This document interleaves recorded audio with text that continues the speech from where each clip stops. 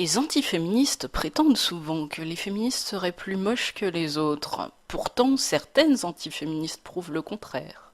De toute manière, les discussions sur le sujet tombent à peu près systématiquement dans la caricature. Demandez-nous Charline Gall, soit un homme, il faut qu'il aille couper du bois, il faut qu'il... Mais vous êtes sur les archétypes, on peut aussi décider d'inverser les rôles. Là, en l'occurrence, Madame gagnait plus et se rendu compte que c'était mieux que lui reste à la maison et dans le lit, après, qu'est-ce qui reste? Alors moi, je m'excuse, je suis très old school, je suis désolée, je vais certainement me faire déchirer sur les réseaux sociaux, mais c'est très assumé. J'aime les hommes qui sont des hommes. Les hommes qui sont des hommes. On peut être un homme en étant à la maison.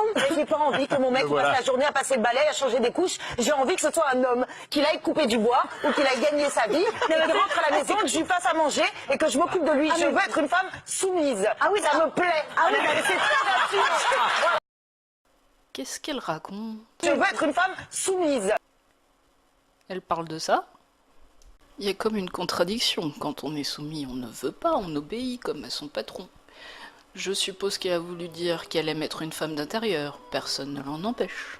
Je l'utilise pour le linge de toute la famille.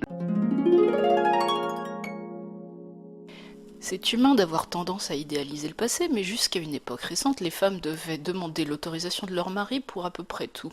Est-ce qu'une femme sensée peut regretter ça? Quelle ménagère rêve encore que son mari lui offre une cocotte minute?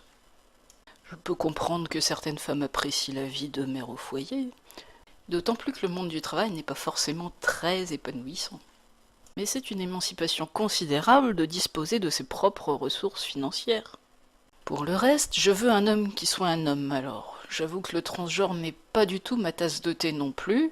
Malheureusement, les médias ont décidé de nous en fourguer à haute dose. Il ne choque Tu travailles bien? un par an. Je travaille bien. C'est vrai, Alexis, t'es en première L. Hein. C'est ça. T'es en première L, t'as dit, bien qu'hétéro, je ne vois pas pourquoi le maquillage, les talons devraient être catégorisés. Et donc, toi, tu rêves de travailler dans la haute couture, c'est ce que tu dis. C'est ça. Voilà. Et c'est vrai que je vous le dis, le maquillage pour hommes, c'est une tendance en plein boom en ce moment. De plus en plus d'hommes se maquillent. Si personnellement je bannis le maquillage et ses engins de torture, ce n'est pas pour me mettre avec un bonhomme qui en porte. Mais reprenons le fil des clichés antiféministes. Tu es une femme, je suis un homme. D'accord, jusque-là, je suis. Il y a des femmes qui aiment travailler, Oui. comme toi, D'accord, et qui savent faire les deux choses, s'occuper des enfants et de travailler. d'accord, Il y a des femmes qui aiment rester à la maison. d'accord. Ils veulent rester à la maison, ils aiment bien les enfants. Ok. Si toutes les femmes travaillent, qu'est-ce qu'ils font les enfants à la maison? Sacré Jean-Claude, il n'a pas remarqué que la majorité des femmes ont un boulot. Il faut dire qu'il vit dans un monde un peu à part. Comme j'ai dit, je suis de religion catholique. Moi, tout ce qui est le serpent avec Adam et Ève et la pomme, j'y crois plus. Je suis trop malin pour ça. Parce qu'un serpent est gentil. Et une pomme, c'est bon. Ça contient de la pectine. C'est anti-cholestérol. Là, il y a du boulot. Là, il y a encore du boulot. Il faut laisser, si tu as envie de faire quelque chose, tu suis ton mouvement à toi et n'impose pas sur d'autres femmes ce que tu voudrais toi faire. Tu comprends? En fait, ce que vous venez de faire, c'est super, ça Tu s'appelle... viens de calculer les databases, comme on dit. Ouais, exactement. Alors sinon, en anglais, ça s'appelle aussi du mansplaining. C'est-à-dire quand un homme interrompt une femme pour lui expliquer qu'il sait mieux qu'elle des choses sur son propre domaine.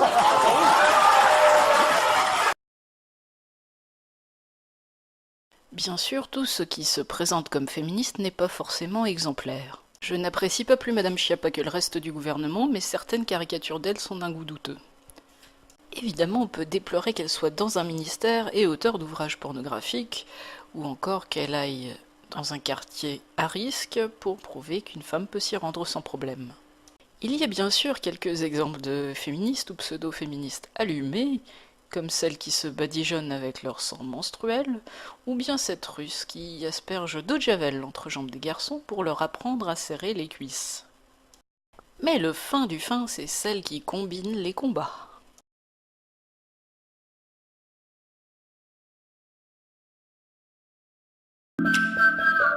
Je ne suis pas seulement féministe, je suis antiraciste, je suis aussi sensible à la lutte contre l'homophobie, contre la transphobie, contre d'autres formes d'oppression.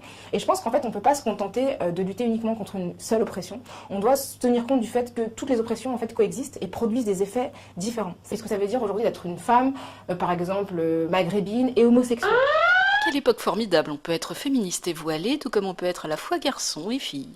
Si la liberté des femmes musulmanes exige qu'on tolère ce genre d'accoutrement, pourquoi n'autorise-t-on pas aussi les niqabs pour blancs?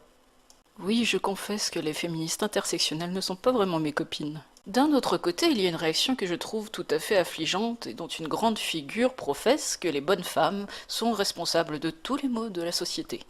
C'est bien ce que je dis. Ce ne sont plus des hommes, ce ne sont plus des transgresseurs. Ils sont complètement féminisés et donc ils sont soumis à l'idéologie dominante et ils sont là, le petit garçon de leur maman et évidemment de leur petite amie qui est leur deuxième maman. Et d'ailleurs, c'est très amusant parce que, c'est très amusant si j'ose dire, ils sont éternellement le petit garçon de leur maman qui est ravi, qui les a élevés tout seul, qui a dégagé le père dans les années 70-80 pour ça.